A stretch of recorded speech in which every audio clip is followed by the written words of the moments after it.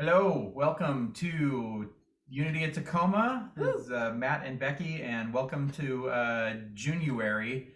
For those of you that think summer is here yet, surprise, surprise, it's not. We're going to start off with Eddie Watkins' song here.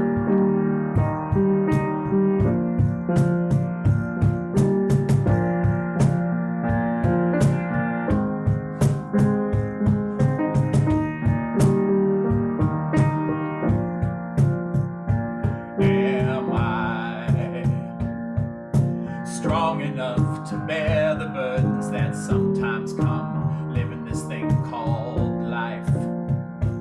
Am I wise enough to make the right decisions when I'm standing at the fork in the road? Sometimes I wonder and ponder, only to realize that I'm not alone. There's nothing I have to do on my own, because I am the place where God lives, moves and breathes and has its being. I am the place where God shows up. I am the place where God lives, moves and breathes and has its being. I am the place where God shows up. Will I have enough to do the things I need to do to take care of myself? Will I have the health of mind and body to live a life of grace and wholeness? Sometimes I wonder and ponder, only to realize that I'm not alone, and there's nothing I have to do on my own, because I am the place where God lives, moves and breathes and has its being. I am the place where God shows up. I am the place where God lives, moves and breathes and has its being. I am the place where God shows up. I am the place where God lives, moves and breathes and has its being. I am the place where God shows up. I am the place where God lives, moves and breathes and has its being. I am the place where God shows up. Sing along if you want. Here we go. I am the place where God lives, moves and breathes and has its being. I am the place where God shows up. I am the place where God lives, moves and breathes and has its being. I am the place where God shows up. Dang, thank you guys for that amazing, energizing song. I love it. And hello, everyone. My name is Kayla Kunimoto. I'm your vice chairman and MC here at Unity of Tacoma. Joining me is Gabby. She's my best friend here to just add to the good energy this morning. Today, for our speaker, we have Asha Burson Johnson with her talk title, Answering the Call. And what you just heard is Matt and Becky providing this morning's beautiful music. So, Asha, could you please start this morning's prayer? It is my honor and joy. So we just take a deep breath into that space of I am the space where God lives. What a beautiful reminder of who we really are, of what we may be here to do in this world, to be the space of God in each and every moment, the hands of God, the heart of God, the action of God, the compassion of God. We step into this time together knowing that it is already perfect in the mind of the one, that whatever needs to be heard or felt or experienced today at Unity of Tacoma is perfect, is divinely guided and guarded, and is for our blessing and our benefit, and for the blessing of benefit of all. So absolutely knowing that whatever is needing to be done is done, we can release this time together and revel in this time together.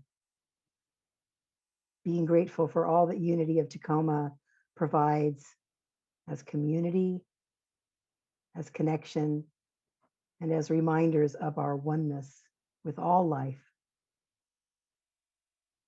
I'm grateful for it. I let it go, and so it is.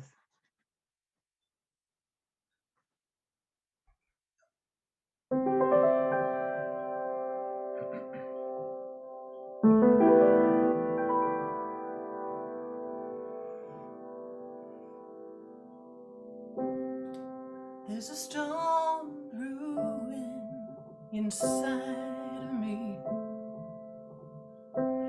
clouds moving round my heart. Something's changing and I can't see. I'm stuck in what I know is safe, but not where I'm supposed to be. I feel the call of something more. I feel the call of something I've never felt before. I feel the call of something more. I feel the call asking, what am I here for? What am I here for? What am I here for? What am I here for? They say that pain pushes till the vision pulls. Feels like my safety nets have fallen down. I wish I had a map of where to go, but I've got a feeling in my soul. When I get there, I will know. I feel the call of something more. I feel the call of something I've never felt before. I feel the call of something more. I feel the call asking, what am I here for? What am I here for? What am I here for? What am I here for?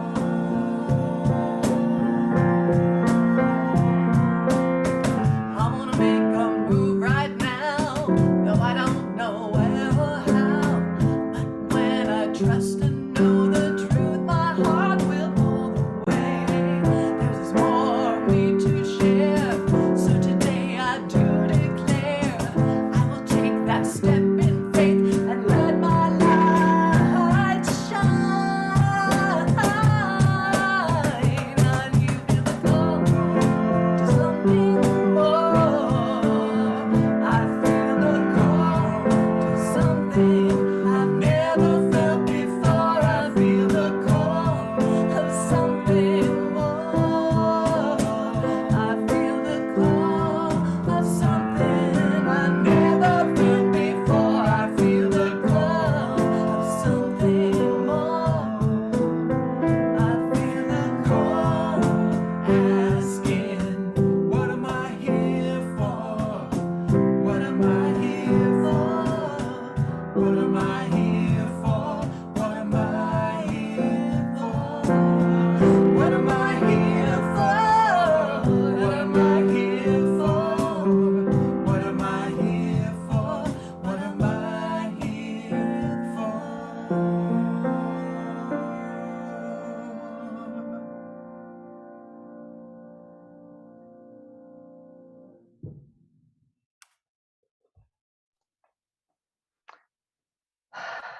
Beautiful. So before I start, I just want to say such gratitude for our musicians. We connected. Sometimes ministers really want to work deeply with musicians to craft the perfect songs for their talk. And most of the time, I say, whatever you pick is going to be perfect. I just trust and know that whatever your intuition is, it will be right. And so far, you nailed it. Just have to say that. So it is again my joy and honor to be back at Unity of Tacoma. I'm so pleased to be with you again and to just share this idea of the call, the answering the call, and what the call calls us to, and what does the call even mean, and to just unpack some of that stuff. So the first thing I want to talk about is, what is the call? In our philosophies, both Unity and Centers for Spiritual Living, and probably in most sense of spirituality, there is the call to ministry. That is a common phrase that gets used and tossed around. Are you answering the call to ministry? What is your call? What are you here to do? I think that the call is for everyone, not just ministers. There is a call to something new, just like the song so beautifully described. You know, what am I here for? And sometimes we say that in a way of desperation and a sense of longing and pain. What am I even here for? What am I doing? Why am I even here? And then there's a deepening where we say, well, what am I here for? What is actually my particular purpose? And our purpose can even change. There isn't no one purpose that may take us through our whole life. When we're younger, we have a different purpose. When we're older, we have a different purpose.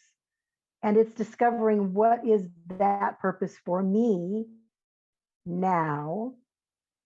And then how do I embody that in a way that answers this longing to know what I'm here to do, to express, and to be? A call always has a deeper purpose than what we generally would think of in life. You know, our purpose is not to make money. Our purpose is not to have a nice house. Our purpose is not to have lots and lots of relationships and friendships. Our purpose is always something that's deep. My purpose, for a long time, I used to say my purpose, my being, my reason for existing is light. I am a person of light. I bring light to the situation. I bring lightness to whatever I do. Now my sense of purpose, my purpose and my reason for what I do, not just as a minister, but as a wife, as a friend, as a daughter-in-law, as a stepdaughter, is belonging. To have myself and the people around me, whoever I encounter, remember that they belong, that we belong, that because we exist in form right now, regardless of what we do or don't do, we belong. A saying that I have is, you know, if spirit took all the energy to coalesce planets and solar systems and mountains and trees and you, then you must be valuable strictly because you exist, and you automatically belong strictly because you exist, whether you do anything or not. And we are creatures of doingness. We like to do things. So what am I here for? What is it that I'm called to do and be, to step into my purpose, to express my particular purpose? And nobody can tell you what your purpose is except you.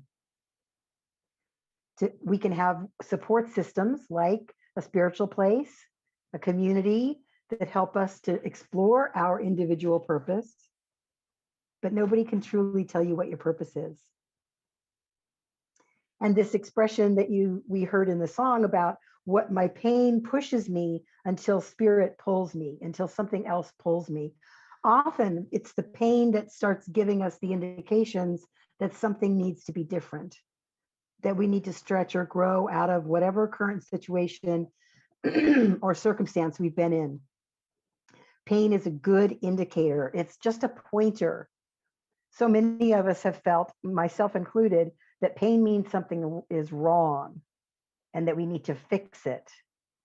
Pain is just a pointer. It's saying, hey, pay attention to this. Pay attention to this sense of discomfort, this sense of unease. I think often of caterpillars, you know, who crawl into the cocoon, make their cocoon, and then it's pain that makes them fall apart and turn into a puddle of goo. And then it's pain that pushes them out of that limited, restricted space. It's that sense of limitation and restriction that urges us to grow out of that limited space and that constriction. When babies are ready to be born, they get really active. It's like, I'm too big for this space. I got to get out of here so I can grow. And I've been at the bedside of a number of people who've made their transition, who have died. And I noticed that same restlessness. I'm too big for this body now. I'm too big for this world now. I've got to get out of here and grow. We often feel that when we have the pain, we have to then hate something in order to leave it. Relationships, jobs, a house, a church, a community. We have to hate it or denigrate it in order to leave, because the pain is urging us to grow, not necessarily to go, but to grow.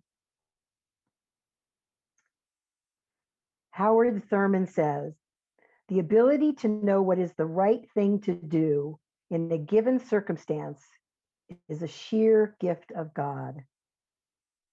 Now, I personally don't believe that there's any right thing or wrong thing that we do. There is no right or wrong. There's just a choice, a decision, one thing or another. Whether that's right or wrong is definitely not up to me. If we believe there are no mistakes, there cannot be the right thing or the wrong thing. So I'm going to change that quote just a little bit.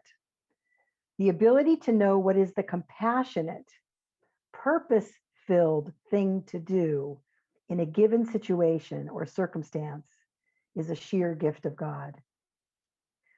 When something comes at us and we want to try to figure out what's right or wrong, or how do I fix this, the breath, taking a breath, taking a step back, maybe just in your mind, helps to center into what's the most compassionate thing that I might do in this situation. What is the thing that is closerly, that's an interesting word, more closely aligned with my purpose, my reason for being in the world right now?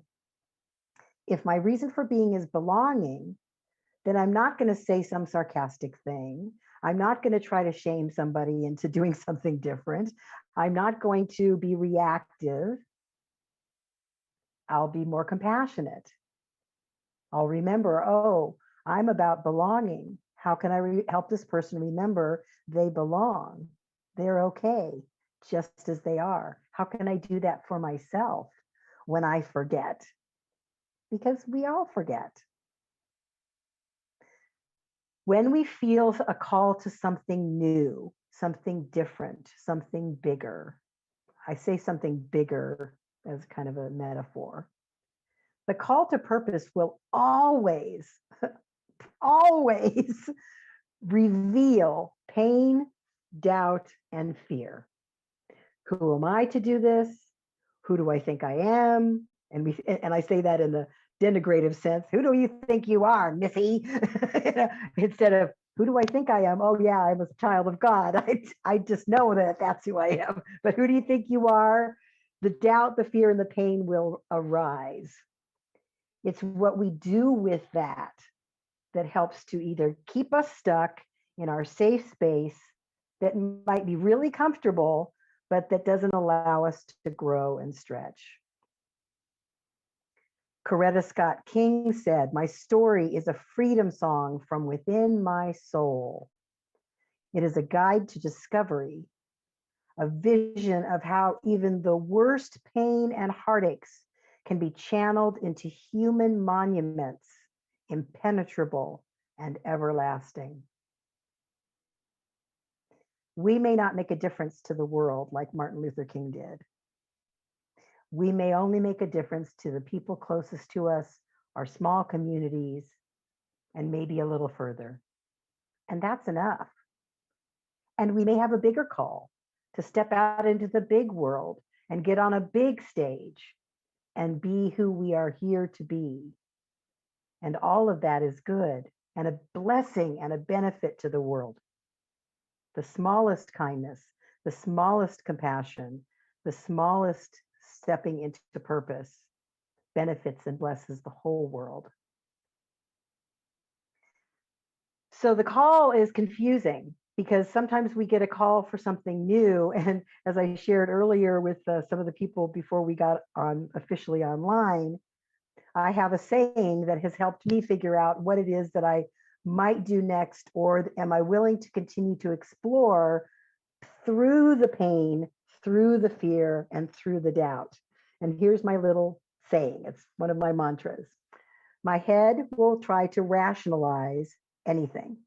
My heart will try to romanticize anything. My stomach tells me the truth. My stomach is where my intuition lives. Maybe that's the same for you. Maybe your intuition is in a different place. That's okay. You can adjust the saying. But our head always tries to make sense of things. That part that likes to control and manage and handle and fix.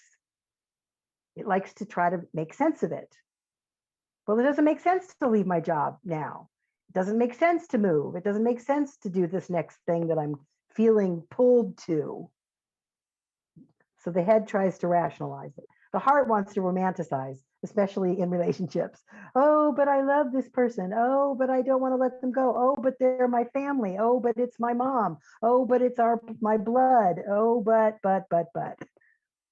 The heart wants to romanticize that, to jump into these kind of ideal scenarios. But family's not supposed to be like this.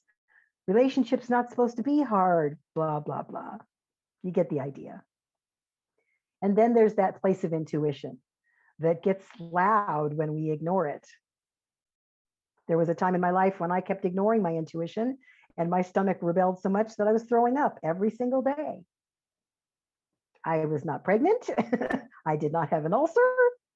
And I was throwing up every single day because I was not paying attention to my intuition. So maybe you've had an experience like that, where some part of your body goes into revolt because you're not listening to the subtle messages. And so it has to hit you with a 2x4 in some metaphorical sense. I often say when we are called to move and we don't move, the universe will kick us out. They'll fire us from that job we've been talking about leaving, or that relationship will blow up in our face or something. So can we embrace both the call and not really knowing what the call is going to look like or where it's actually going, and move forward at the same time and take the next logical step or the next curious step? Ask the next curious question. Well, what if I did this thing? What might that look like? Who might I talk to? What might be a resource for me? Just with curiosity, not prejudging or shutting off avenues, because we don't know. I would imagine that you, like me, have had some of the best things happen in your life, and you could have never planned how that thing happened.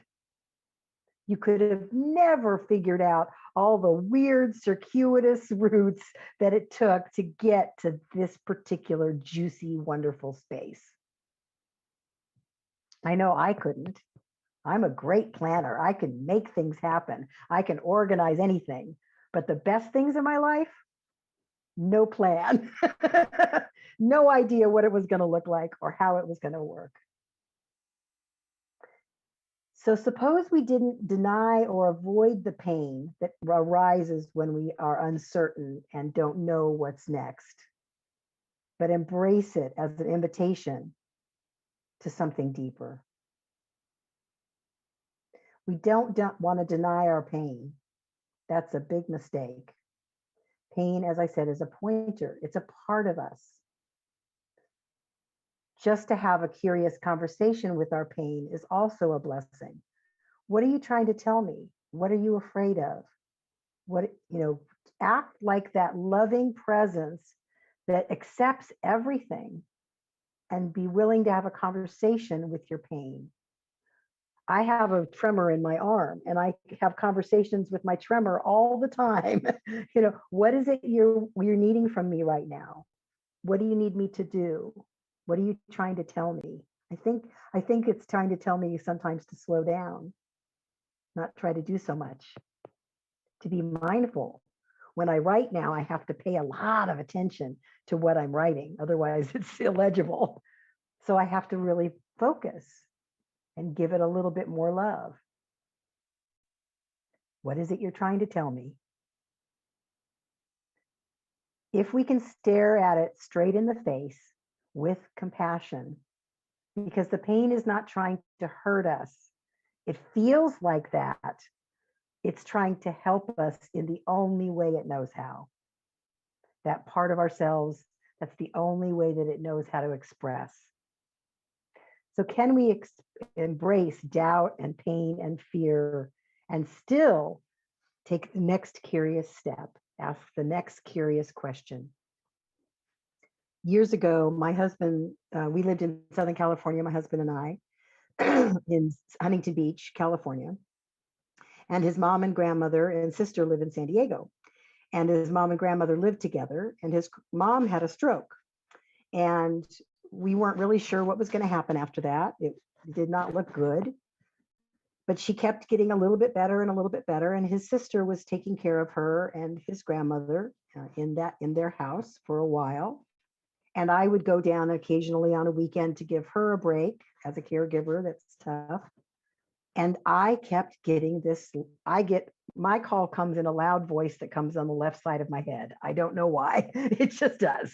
And I kept getting this loud voice saying, you're supposed to move here, move into their house and become their primary caregiver. And I'm like, that's crazy. I've never had my own children. I've taken care of animals, but never really taken care of people. Who am I to do that? I'm asking my husband to upend our entire life to take care of mom because I have this crazy voice. You're supposed to do this. No, that's not mine. It's not mine to do. It's somebody else's to do. Karen's doing a great job, whatever. It kept getting louder. So the next curious thing to do is to talk to my husband and say, what do you think about this idea? I keep getting this voice. It's telling me that I'm supposed to take care of your mom and grandma. It means we have to move. What do you think about that? Well, he's known me long enough to know when I get that loud voice, something else is acting in our life for our good, even when it seems impossible, uncomfortable, and completely unknown. I would be moving there with no job, no income. He would be having to commute because he had a landscaping business in Orange County. So he would have to commute every day from San Diego, which is a 2-hour train ride. A lot of logistics, a lot of ways we could have said, no, that's not for us. It's too hard. We just kept asking the next curious question. Well, what if we did this? How might it work? What might be possible? We moved in. She lived another 1.5 years, almost 2 years, which was way beyond what we thought was ever possible. As a result, my husband got to have an honest, authentic, and truly loving relationship with his mom for the first time in his life. Something in her stroke had taken away all of her distance, cynicism, judgment, and they got to have an authentic, loving relationship for the first time ever. He got to know his grandma, who he said, I kind of knew about her, but I didn't know her as a human. He got to know his grandmother, who outlived her daughter and lived to be 102.5. I got to learn how to be in the present moment, to stop worrying about the future or thinking about the future or trying to plan for the future. The past didn't matter anymore. It had already happened, but I'm a future person. I'm always ahead of myself. Being with these women not knowing what each day was going to look like. We could have made all the plans we wanted for what we thought was going to happen, but every day was its own thing. Every moment was its own thing. And so that taught me to live now and not be so concerned with what's going to happen later. It will make itself known. And then, as I said earlier, the ability to know what is the compassionate, purpose-filled thing in this moment is a gift from Spirit. We can know when we breathe and stop and listen.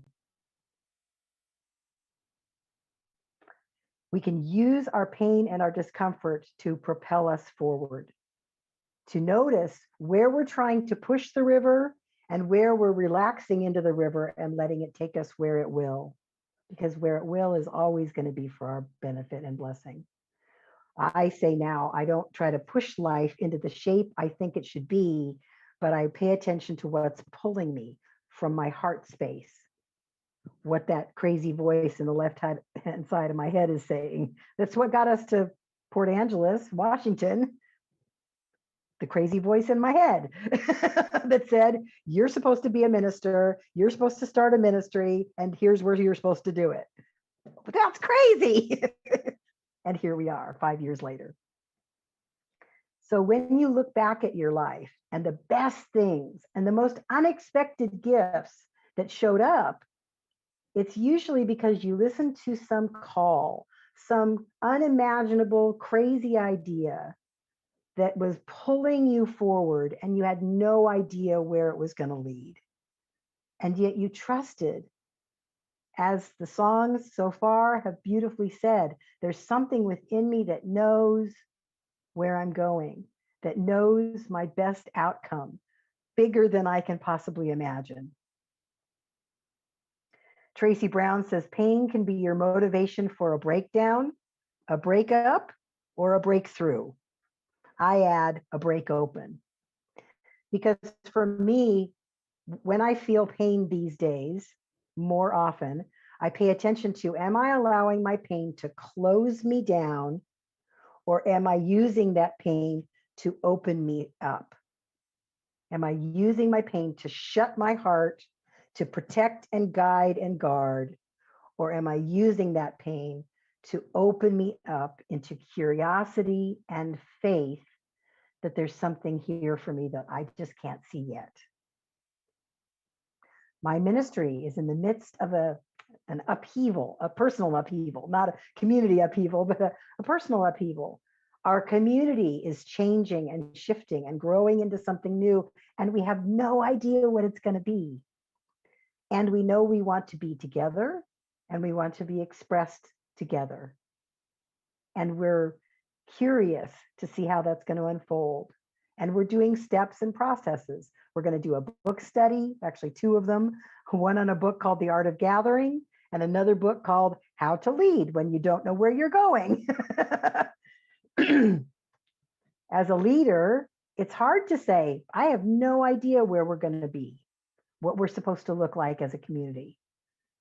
I trust that there's a wisdom within all of us that will inform that next step.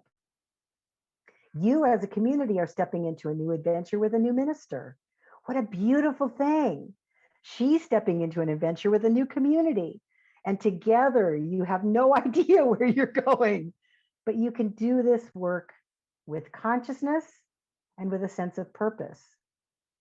What is my purpose as a minister? What is my purpose as a person? What is our purpose as a community, and how we can lift the wider community around us as a result of being this thing.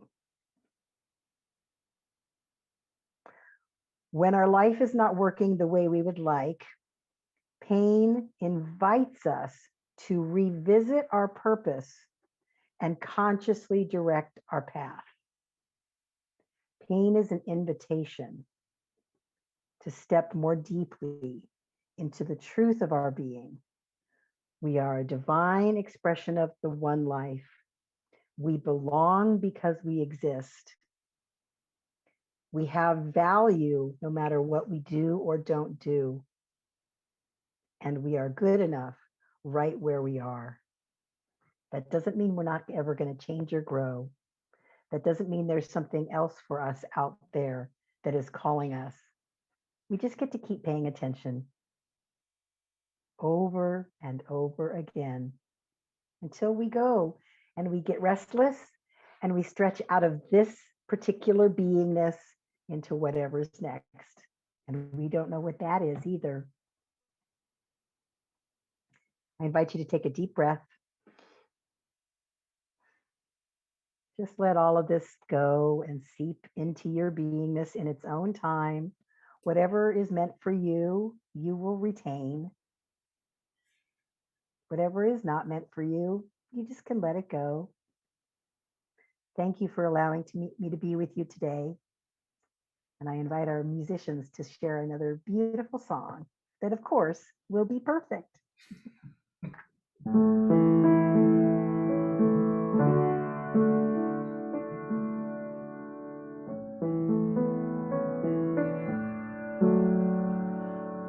I hear a call, now will I answer? Forsake my own to serve another. Though darkness falls, stay a believer. I hear a call, now will I answer? I see a light, now will I follow? Fill up this life that grows more hollow. Make joy reside where there lived sorrow.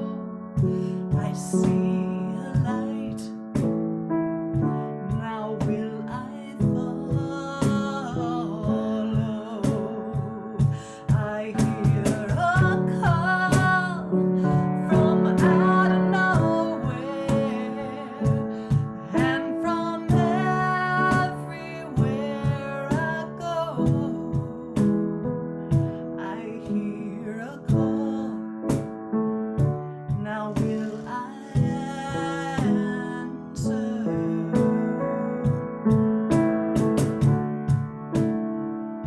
I feel a touch, now will I hold on? Be there with love for those who's no one, with kindness such it lives though I'm gone.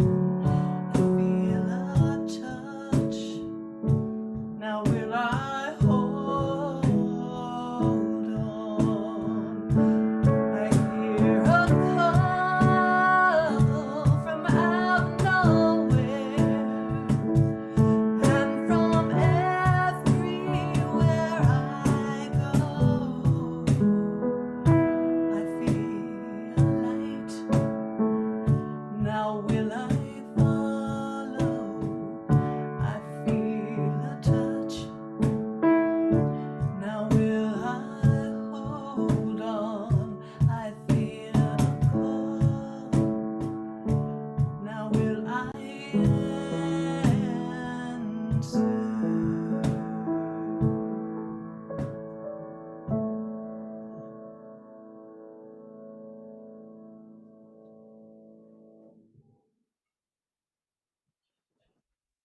Thank you so much. Perfect again.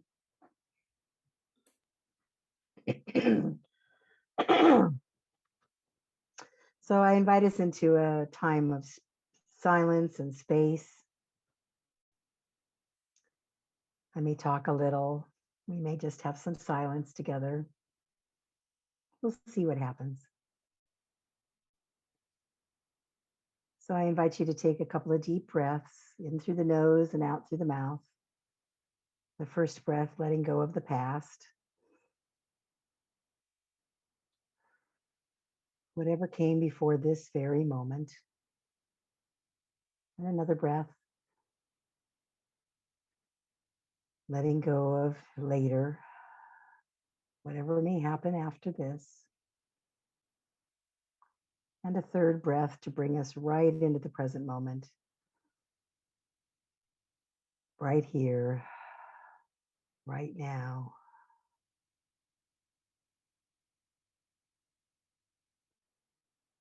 In the space of now, all is well.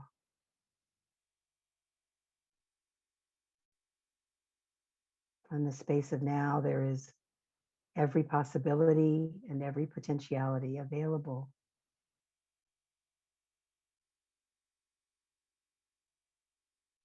In the space of now, there is no good or bad, no right or wrong. There is only whatever is happening now.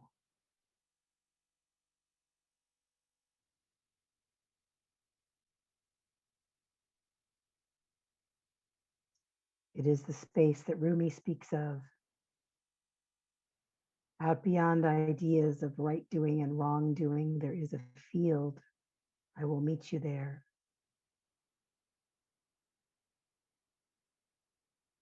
So let us meet each other now in this field.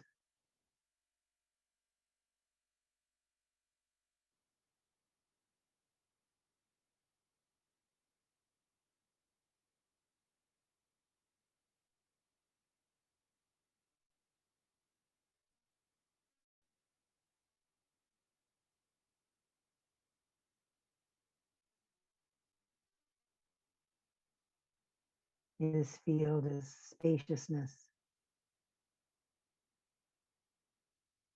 In this field is possibility and curiosity.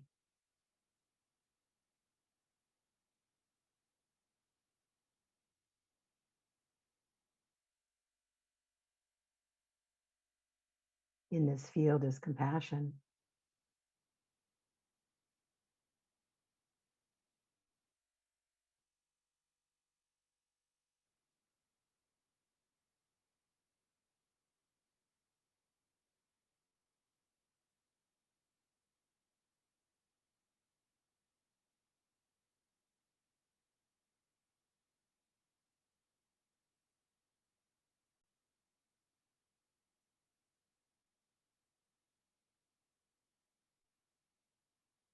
Just allow your breath to do whatever it wants to do.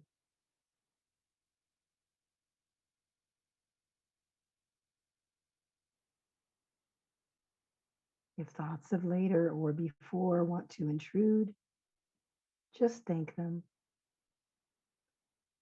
and tell them you'll get back to them later. For now, we're just here in this moment.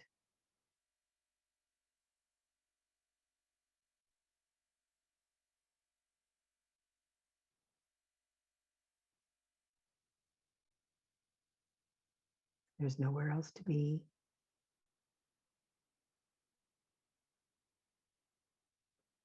There's nothing that needs doing in this now moment.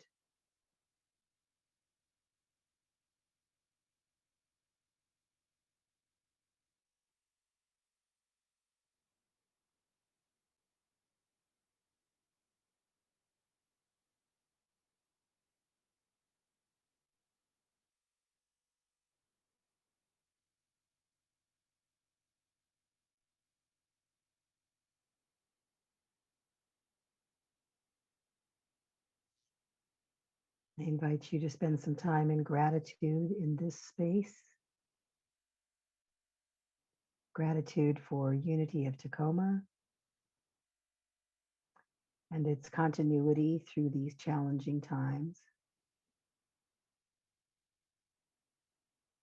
Gratitude for the amazing technologies that allow us to connect through time and space, just like God.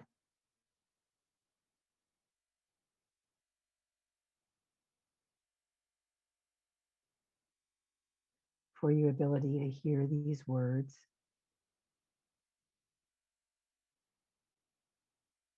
and to be present.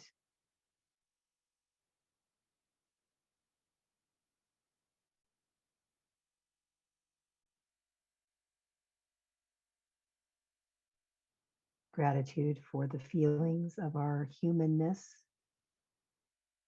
and the way they try to protect us.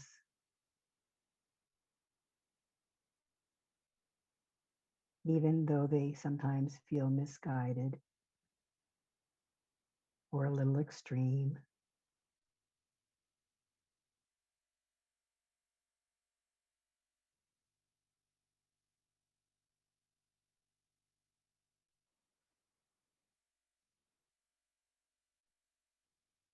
Keep breathing.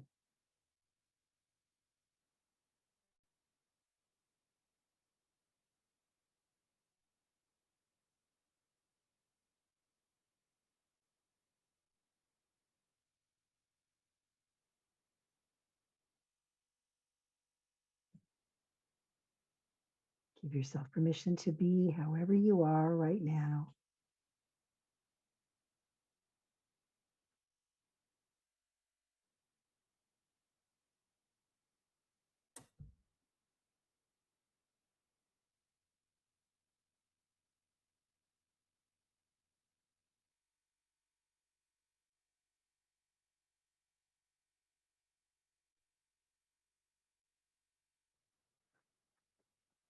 Take a deep breath in and let it go. And another. Let it go. One more. And let it go. Wiggle your fingers and toes. Come back into this space and open your eyes. And we have another fabulous song. Yay!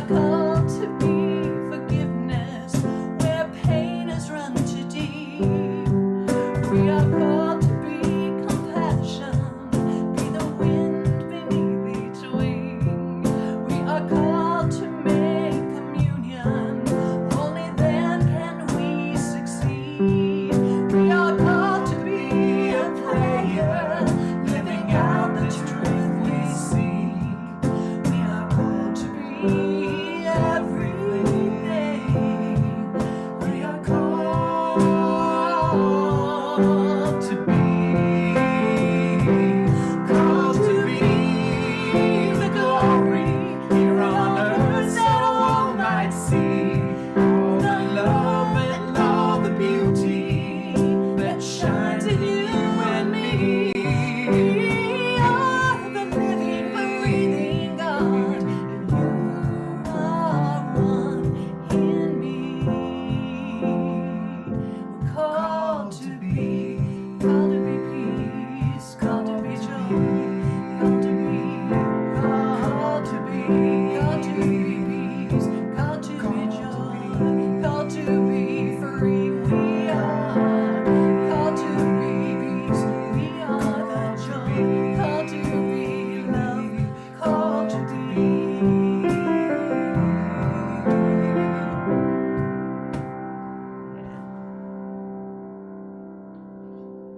Thank you so much for the gorgeous song, Matt and Becky. And thank you, Asha, for the amazing talk. Your talk really spoke to me as I'm about to give the last few announcements, and that is that these are going to be the last few announcements I give for Unity of Tacoma for the foreseeable future. I'm going to be walking down a different path called university. So I'm moving on from Unity as the MC and vice chairman. I just want to take a moment to thank the board, the members, and the congregants for giving me this amazing opportunity. And I'm really glad that Gabby was here with me because she was the one that introduced me to Unity of Tacoma. It was during a point in my life where I didn't have the best experiences with religion, and I wanted to challenge that thought. And when I came to Unity, it just a whole new world because I didn't know anything like this existed. I learned the importance of having a spiritual relationship with people, yourself, and the world around you. And these experiences and the things that I've learned is something that I'm going to be taking with me throughout my walk on this planet, basically. I look forward to my relationship with Unity as time goes on, and I want to say that I really see Unity of Tacoma as an extension of my family, and I truly love you all. So lastly, I'd like to give the benediction. We are here now, far apart, but together. We all experience the call to both spiritually and emotionally change and grow throughout our life. Sometimes it may spark fear, uncertainty, and sometimes your reaction may be to try to ignore it. But at the end of the day, this calling we speak of is a gain and something that adds to us as a being. And the uncomfortable feelings that spark from it are just as important to feel, and hear. The growth we go through would simply not be growth without the discomfort, and we find growth in the acceptance of that discomfort. May we all listen closely to the call and grow together as individuals. Amen. And now we have a very familiar song that Matt and Becky are going to be playing.